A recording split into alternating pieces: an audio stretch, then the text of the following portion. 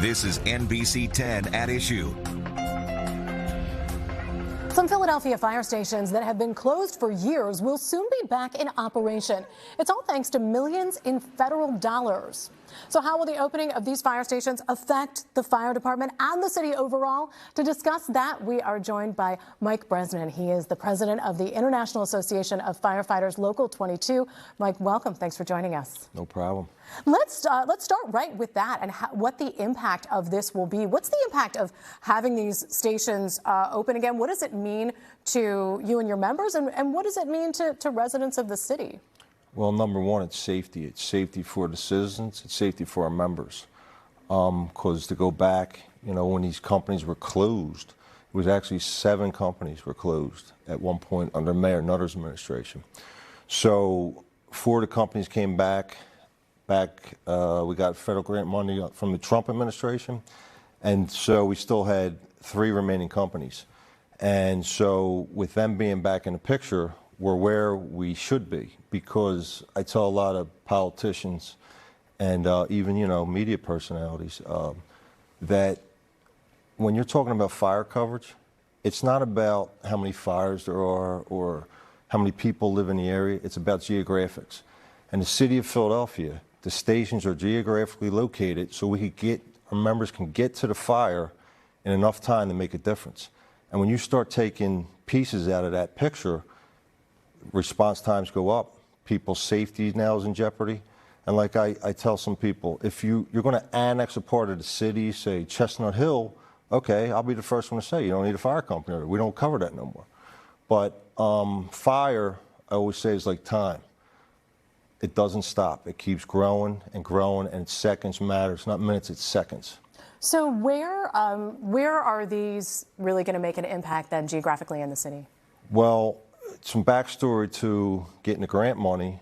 This was covered earlier.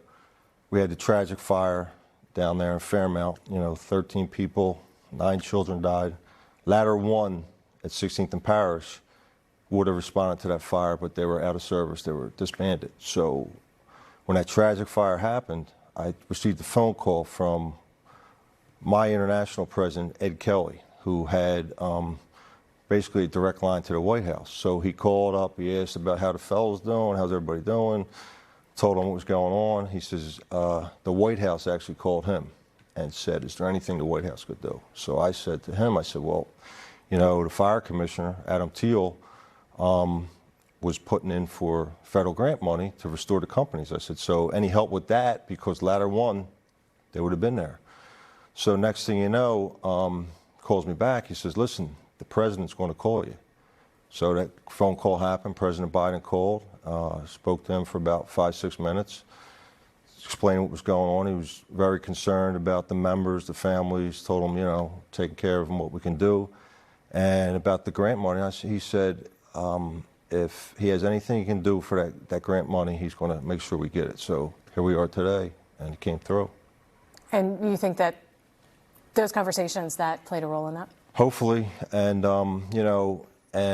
Mayor Kenny, I have to give credit to him, because this fire commissioner that he appointed, Adam Teal, has not only been a blessing to the members, that we represent, but to all the citizens of the city, because he's got us where we need to be, and people are a lot safer because of it.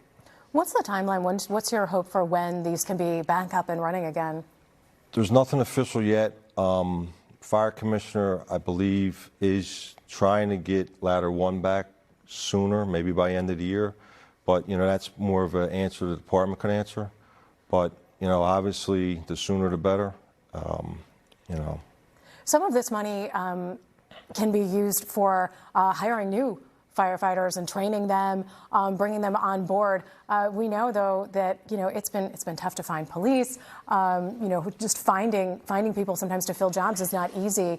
What are your thoughts on that challenge ahead? Well, you're correct. I believe the grant's going to hire up to 1,000 new members, which are needed.